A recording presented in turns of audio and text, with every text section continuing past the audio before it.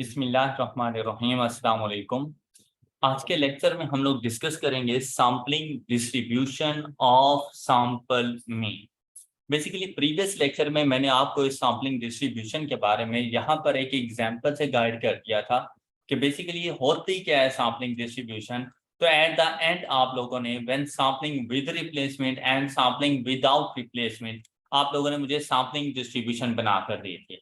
अब sampling distribution of samples means में हम लोगों ने जिस तरह से फ्रीक्वेंसी डिस्ट्रीब्यूशन के अंदर हम लोग उसके स्टैटिस्टिकल मेजर्स को कैलकुलेट किया करते थे, जैसा कि मीन हो गया हमारे पास स्टैंडर्ड डेविएशन हो गया, वेरिएंस हो गया, बिल्कुल वैसे ही हमने इसके ऊपर वर्किंग करनी है। और इस पर किस तरह से कि देखिए अब आपके पास ये सैम्पलिंग डिस्ट्रीब्यूशन बन गई। अब अगर मैं आपसे ये कहूं कि भाई इस डिस्ट्रीब्यूशन का मुझे मीन की वैल्यू बता दो, तो आप लोग क्या करेंगे? सिंपल सा अपना कैलकुलेटर उठाएं, एक्स एंड फ्रीक्वेंसी ऑन करके एक्स के कॉलम में मीन की वैल्यूज पुट कर दें, फ्रीक्वेंसीज के कॉलम में ये वाली फ्रीक्वेंसीज पुट कर दें, और देखिए आपके पास मीन की क्या वैल्यू आती है इसकी। जल्दी से जरा फाइंड करके दें मुझे mean of sampling distribution of sample mean, और ये वैल्यू आपके पास आ जाती है। अब विद रिप्लेसमेंट हम लोग पहले इसको सॉल्व करने लगे हैं, तो आपके पास वैल्यू आ जाएगी मीन की 5। क्या आपकी कैलकुलेटर पे 5 का आंसर आ गया? जी जल्दी से चेक कर लें, शाबाश। Mod 3 number statistics 1 variable. अब मेरे पास सिर्फ एक्स है, तो फ्रीक्वेंसी ऑन करने के लिए shift setup under sorry down arrow 4 number statistics and 1 की। अब एक्स के कॉलम में एक्स बार की वैल्यूज 2 3 4 5 6 7 8। अब आपने जाके इनकी फ्रीक्वेंसीज को मेंशन करना है 1 2 3 4 3 2 1 AC, और जाके मीन की वैल्यू फाइंड करें। शिफ्ट 1 4 और 2 is equal and the mean is 5। अब देखिए बेटा, आप लोगों ने पढ़ा था कि अगर ये सैंपल मीन हो तो उसको डिनोट किया जाता है एक्स बार से, पॉपुलेशन मीन हो तो डिनोट किया जाएगा म्यू से, और ये हमारे पास mean of sampling distribution of sample mean है। इसका कंप्लीट नेम ये है सैम्पलिंग डिस्ट्रीब्यूशन। अब सैम्पलिंग डिस्ट्रीब्यूशन किसकी है? सैंपल के मीन की, और इसका मीन कैलकुलेट किया, तो बेटा इसे डिनोट किया जाता है म्यू एक्स बार के साथ, और इसे क्या पढ़ा जाता है? Mean of sampling distribution of sample mean. Alright, और म्यू एक्स बार की value when repetition allowed when sampling is with replacement is 5, जो अभी आप लोगों ने फाइंड की। इसी तरह से अगर आपसे इसका स्टैंडर्ड डेविएशन पूछ लिया जाए, शिफ्ट 1 4 3 इज इक्वल टू, तो देखिए स्टैंडर्ड डेविएशन की वैल्यू हमारे पास क्या आ रही है? 1.58। अब इस स्टैंडर्ड डेविएशन को हम लोग क्या करेंगे? Standard deviation of sampling distribution of sample mean. अब अगर स्टैंडर्ड डेविएशन है सैंपल का तो डिनोट किया जाएगा एस से, पॉपुलेशन का स्टैंडर्ड डेविएशन है तो सिग्मा से, और sampling distribution of sample means का स्टैंडर्ड डेविएशन है तो सिग्मा एक्स बार इसके साथ, और इसकी वैल्यू हमारे पास आ गई 1.58। अब अगर इसका वेरिएंस फाइंड करना हो तो इसके वेरिएंस की वैल्यू देखिए हमारे पास क्या आ रही है, इसका वेरिएंस, तो इसका वेरिएंस 1.58 का स्क्वायर जब आप लोग लेंगे तो आंसर आ जाएगा 2.5। तो आई होप कि आपको ये वाली बात समझ आ चुकी है कि इन वैल्यूज को हम लोगों ने किस तरह से कैलकुलेट करना है, और आपको इन साइन की भी समझ आ चुकी होगी। क्या ये सारी बातें सब बच्चों को क्लियर है? इसी तरह से अगर बेटा विदाउट रिप्लेसमेंट की बात करें तो हम ये वाला डाटा अपने कैलकुलेटर्स को बताएंगे। तो यहाँ से हमें मीन की वैल्यू मिल रही है 5, और यहाँ का स्टैंडर्ड डेविएशन हमें मिल रहा है 1.29, और इस डाटा के वेरिएंस की वैल्यू हमें मिल रही है 1.67। आपसे क्वेश्चन में बिल्कुल ऐसा ही होता रहता है, आपसे पूछा जाता है कि आपको ये सैंपल साइज बता दिया गया, पॉपुलेशन सैंपल साइज बता दिया गया और साथ में पॉपुलेशन बता दी जाएगी और आपसे कहा जाएगा calculate sampling distribution of sample mean का मीन, स्टैंडर्ड डेविएशन या वेरिएंस। ऑलराइट, और अगर अब इसके आप प्रॉपर मेथड में देखें तो सबसे पहले हम लोग नंबर ऑफ सैंपल्स, फिर सैंपल्स कौन कौन से हैं, फिर सैंपल के मीन्स, उन मीन्स की डिस्ट्रीब्यूशन, वो डिस्ट्रीब्यूशन कैलकुलेटर को बताएं तो हमारे पास ये आंसर आया करते हैं। ये इसका प्रॉपर मेथड है, लेकिन हम लोग ऐसा नहीं करेंगे। अब हम लोगों ने क्या करना है, हम ये सारा काम स्किप कर लेंगे, हम इसमें से कुछ भी नहीं करेंगे। हमने क्या करना है, हम पॉपुलेशन उठाएंगे और पॉपुलेशन का मीन, स्टैंडर्ड डेविएशन और वेरिएंस फाइंड कर लेंगे। अब पॉपुलेशन का मीन, स्टैंडर्ड डेविएशन और वेरिएंस फाइंड करना हमारे लिए ज्यादा इजी है। ये देखें, सेटअप 3 नंबर स्टैटिस्टिक्स 1 वेरिएबल, अब फ्रीक्वेंसी ऑफ कर दें। अच्छा, इनकेस ना भी करें तो बाय डिफॉल्ट वो 1 की फ्रीक्वेंसी ले रहा होता है, तो मतलब क्वेश्चन में कोई फर्क नहीं आने वाला। अब यहां पर ना अपनी पॉपुलेशन को पुट कर दें, 2 4 6 8 इज इक्वल, ऐसी की प्रेस कर दें। अब इसके मीन की वैल्यू फाइंड करें, shift 1 4 2 is equal to, alright. अब ये किस चीज का मीन है,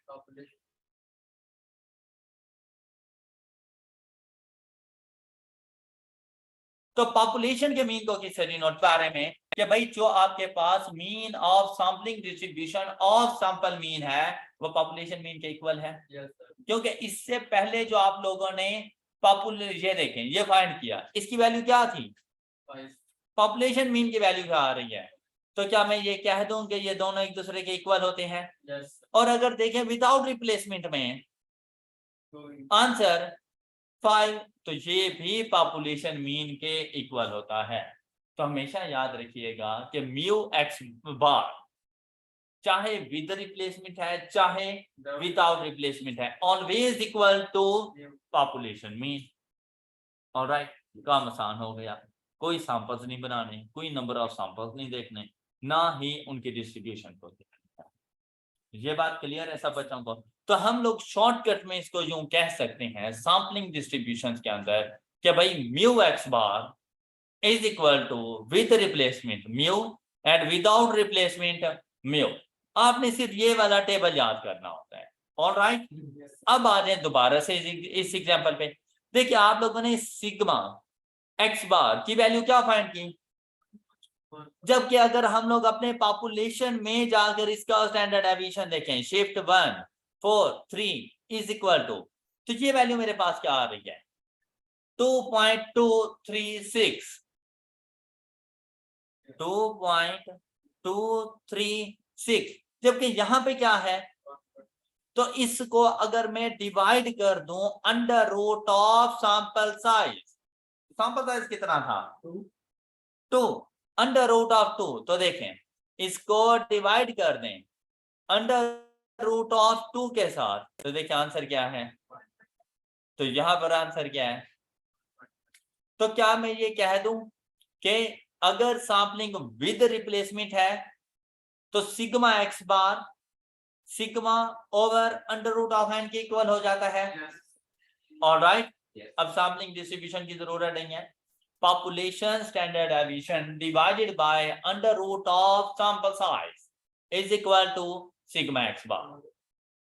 ओके, और अगर आपके पास सैंपलिंग विदाउट रिप्लेसमेंट हो तो ये विद रिप्लेसमेंट वाला ही फार्मूला आपने अप्लाई कर देना है, लेकिन इसको मल्टीप्लाई किया जाता है FPC के साथ, इस फैक्टर को पढ़ा जाता है फाइनाइट पॉपुलेशन करेक्शन, ये देखें ये लिखा हुआ है, और इन शॉर्ट FPC इस फैक्टर के साथ मल्टीप्लाई कर दिया जाता है। कब, जब सैंपलिंग विदाउट रिप्लेसमेंट हो, क्या कैलकुलेट करने के लिए, standard deviation of sampling distribution of sample mean को कैलकुलेट करने के लिए। ऑलराइट, अब यहां पे देखें, अगर मैं इस एग्जांपल की दोबारा से बात करूं तो देखिए भाई, यहां से मुझे 1.58 मिल गया था, अगर मैं अब इसको मल्टीप्लाई करवा दूं 1.58 shift 1.58 multiplied by under root of, फिर ये फ्रैक्शन लगाएं, population size minus sample size divided by population size -1 is equal to, देखें क्या आंसर है, तो यहां पे देखें 1.29। ऑलराइट, और जब इसका स्क्वायर ले लेंगे तो आपके पास वैल्यू क्या बन जाएगी, variance of sampling distribution of sample mean. अब जब आप लोगों ने इसका वेरिएंस स्क्वायर लेना है तो देखिए ये फार्मूला क्या बनेगा, sigma square divided by n. अब ये एज इट इज लिखा जाता है, यहां पर भी सेम फार्मूला, लेकिन मल्टीप्लाई करेंगे तो जब इसका स्क्वायर लेंगे तो इसका अंडर रूट खत्म हो जाएगा। ऑलराइट, तो बेटा ये टेबल आप लोगों के लिए बहुत ज्यादा इंपॉर्टेंट है। सैम्पलिंग डिस्ट्रीब्यूशन के अंदर एक तो आपको पता होना चाहिए कि सैम्पलिंग टेक्निक्स कौन कौन सी हैं, जो कि हम लोगों ने प्रीवियस लेक्चर में डिस्कस कर ली थी। 6 डिफरेंट हमारे पास 7 डिफरेंट हमारे पास सैम्पलिंग टेक्निक्स आ रही थी। एंड पे कन्वेंशनल भी पढ़ा था हम लोगों ने। अच्छा, उसके अलावा हमारे पास सिर्फ ये टेबल पता होना चाहिए कि sampling with replacement, without replacement में sampling distribution of sample means के स्टैटिस्टिकल मेजर्स को कैसे कैलकुलेट करना है। ऑलराइट, उसके बाद कुछ थ्योरी पॉइंट ऑफ व्यू से देखा जाए तो आपको इस फैक्टर का पता होना चाहिए जिसे हम लोगों ने एफपीसी का नाम दिया, फाइनाइट पॉपुलेशन करेक्शन। अब एक इंपॉर्टेंट एमसीक्यूज हमारे पास मौजूद है कि एफपीसी की वैल्यू कब हमारे पास 1 के इक्वल होती है। एफपीसी की वैल्यू कब हमारे पास, सबसे पहली एग्जांपल कि भाई अगर आप लोग यहाँ पर देखें इन दोनों में विद रिप्लेसमेंट विदाउट रिप्लेसमेंट में फर्क किस चीज का आ रहा है, एफपीसी का। अगर इस एफपीसी को मैं सारे को 1 कर दूं तो क्या फार्मूले में कोई फर्क है, तो बेसिकली विद रिप्लेसमेंट के अंदर भी एफपीसी यूज हो रहा होता है, लेकिन एफपीसी का आंसर 1 होता है, इसलिए वो शो नहीं हो रहा होता आपको। कि ये मल्टीप्लाई बाय 1 हो भी जाए तो कोई फर्क नहीं पड़ता। तो पहली कंडीशन कि एफपीसी की वैल्यू 1 कब होती है, when sampling is with replacement. Alright, दूसरी कंडीशन बेटा अगर आपके पास पॉपुलेशन की 2 टाइप्स थी, फाइनाइट एंड, भाई अगर फाइनाइट है तब तो कैपिटल एन का पता है, पॉपुलेशन साइज का पता है आपको, लेकिन अगर इनफाइनाइट पॉपुलेशन है तो क्या कैपिटल एन का पता है आपको। तो जब पता नहीं है तो क्या एफपीसी अप्लाई कर पाओगे, तो एफपीसी की वैल्यू को 1 कंसीडर कर। ओके, जब एन है ही नहीं तो एफपीसी कैसे फाइंड करूं, तो आपने एफपीसी की वैल्यू को 1 कंसीडर कर लेना है ऐसी सिचुएशन में।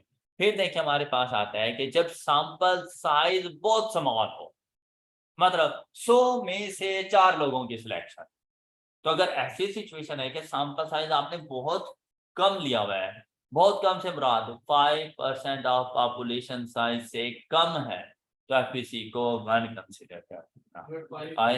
5% से कम है तो 1 कंसीडर कर लेना। ऑलराइट, तो यहाँ पे आपसे कह रहे हैं सैंपल साइज इज स्मॉल। अब यहाँ पे वैसे बताया गया कि एन स्मॉल एन मतलब sample size is less than 5% of population size. Clear, I hope कि ये तीनों पॉइंट्स आप लोगों को समझ आ गए। अब इससे रेलिवेंट एक कॉन्सेप्ट है स्टैंडर्ड एरर। स्टैंडर्ड एरर ऐसी, तो standard error basically standard deviation of sampling distribution of sample mean का दूसरा नाम स्टैंडर्ड एरर। मतलब बात खत्म हो जाती है कि S is equal to sigma x bar, S is equal to sigma S x bar, ये हमारे पास स्टैंडर्ड एरर है। तो भाई स्टैंडर्ड एरर अगर विद रिप्लेसमेंट सैंपलिंग है तो स्टैंडर्ड एरर का formula sigma over under root n, और विदाउट रिप्लेसमेंट है तो sigma over under root n multiplied by FPC. Alright, तो ये स्टैंडर्ड एरर का फार्मूला, तो ये देखें ये यहाँ पर मैंने मेंशन किया हुआ है कि ये हमारे पास स्टैंडर्ड एरर का फार्मूला है। कोई इशू यहाँ तक? अच्छा, अब बेटा यहाँ पर अगर आप लोग देखें तो ये एक छोटा सा क्वेश्चन जो आप लोग पहले ही सॉल्व कर चुके हैं 2 4 6 8 से रेलेवेंट। आपसे पूछ रहा है कि भाई अगर sampling with replacement without replacement है तो possible number of samples of size 2 क्या बनेंगे। तो विद रिप्लेसमेंट के लिए आप लोगों ने 4 raised power to 16 and then without replacement के लिए 4 raised to power 4c2 is equal to 6। तो बेटा इस एग्जाम्पल में आप लोग ये सब कुछ बता चुके हैं। ये देखें विद रिप्लेसमेंट विदाउट रिप्लेसमेंट। फिर आपसे पूछा गया यहाँ पर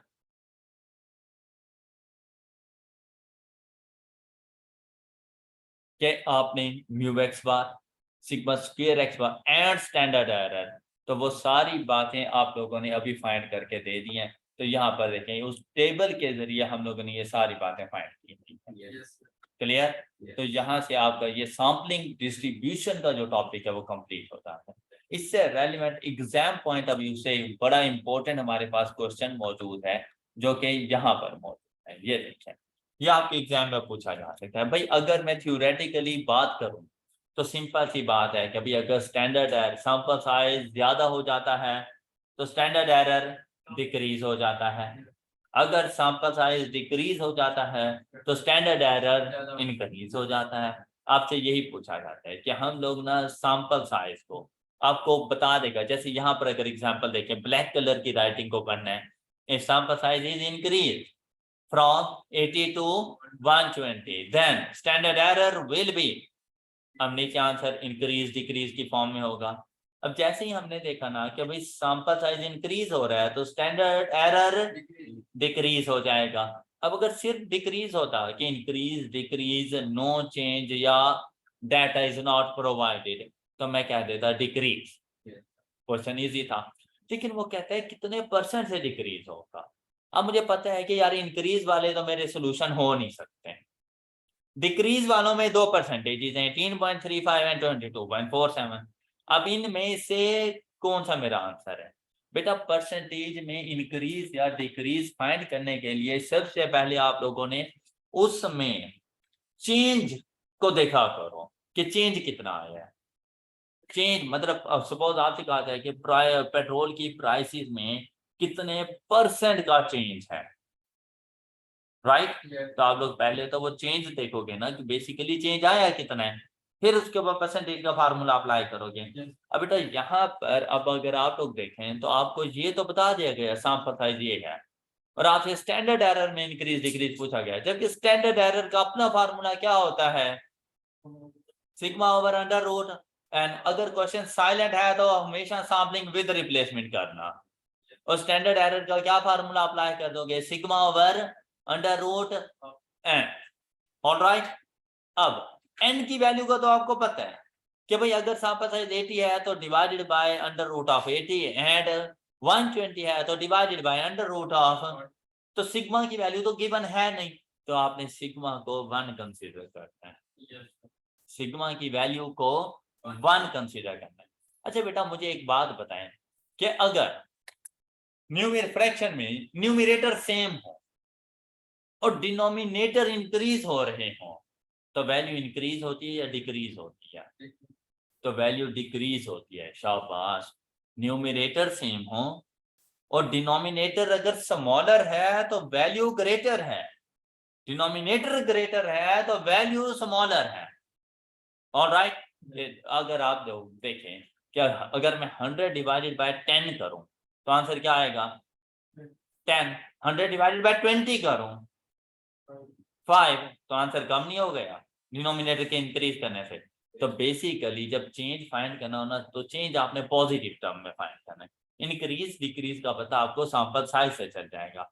तो मुझे ये पता चला कि 80 के साथ स्टैंडर्ड एरर ज्यादा है, 120 के साथ स्टैंडर्ड एरर, तो आपने इसको इस तरह से कैलकुलेटर में पुट कर देना है कि आपने एक फ्रैक्शन ऑन की, उसके बाद 1 upon under root of 80 minus 1 upon under root of divided by, अब चेंज किस पर आया है? क्या 120 पे आया या 80 पर आया है? तो जिस पर चेंज आया है वो डिनोमिनेटर में 1 upon under root of 80। Clear? और परसेंटेज का साइन अप्लाई करने के लिए मल्टीप्लाइड बाय, तो यहां से आपको परसेंटेज मिल जाएगी। तो आप लोग बता सकते हैं कि if sample size is increased from 80 to 120 then standard error will be decreased by 18.35%. तो ऑप्शन बी आपका करेक्ट आंसर हो जाएगा। ऑलराइट, इसी तरह से अगर आपसे कह दिया जाए कि सैंपल साइज डिक्रीज करना है फ्रॉम 120 टू 80, तो बताएं कितने परसेंट का डिक्रीज या इंक्रीज इन स्टैंडर्ड एरर। तो फिर आपने देखा कि अगर सैंपल साइज 120 से 80 आ रहा है, डिक्रीज हो रहा है, तो फिर स्टैंडर्ड एरर इंक्रीज हो जाएगा। लेकिन कितने से, तो सेम फार्मूला आपने अप्लाई कर देना है, सिर्फ फर्क क्या आएगा, यहां पर 80 की जगह पर 120 आ जाएगा। ऑलराइट, और आपके पास परसेंटेज बन जाएगी 22.47%, इंक्रीज्ड बाय 22.47%। ऑप्शन सी फिर आप लोगों का करेक्ट हो जाता है। बेटा यहां तक हमारी सैंपलिंग डिस्ट्रीब्यूशन कंप्लीट हो जाती है। That's all for today. अपना बहुत सा ख्याल रखिएगा। इंशाल्लाह नेक्स्ट लेक्चर में हम लोग मिलेंगे एस्टिमेशन के साथ। अल्लाह हाफिज।